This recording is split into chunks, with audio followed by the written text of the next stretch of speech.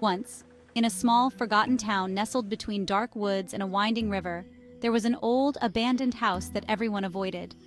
The townsfolk whispered tales of the family that once lived there, how they vanished one stormy night without a trace. Curiosity got the better of a group of teenagers one autumn evening. They dared each other to explore the house, armed with only flashlights and bravado. As they approached, the wind howled through the trees, and the house loomed before them like a giant skeleton, its windows dark and empty. Inside, the air was thick with dust and decay. The floor creaked under their weight, and shadows danced in the corners of their flashlights. They split up to cover more ground, laughing nervously as they explored the rooms filled with broken furniture and peeling wallpaper. One girl, Sarah, ventured into the basement, drawn by an inexplicable force. As she descended the creaky stairs, her flashlight flickered. The air grew colder, and an unsettling feeling washed over her.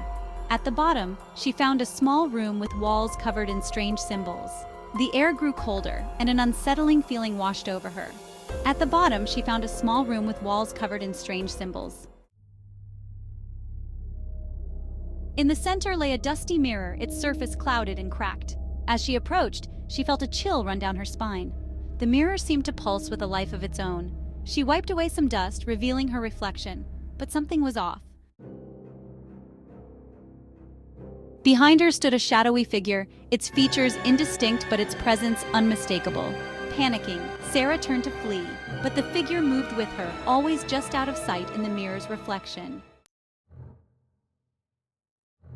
She raced back up the stairs, screaming for her friends. They rushed to her side, but when they looked into the basement, there was nothing but darkness. Are you okay? One of them asked, concern etched on his face.